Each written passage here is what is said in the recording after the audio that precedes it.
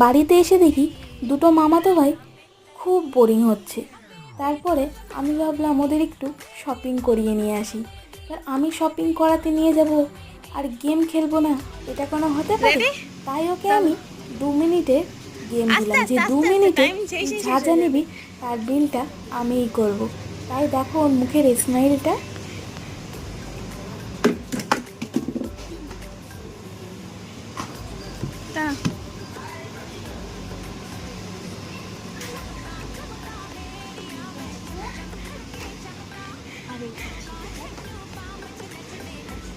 আর কি নেবে?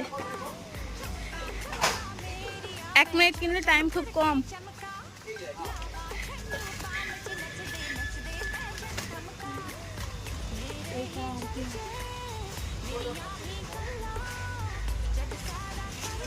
চুয়াল্লিশ, 45।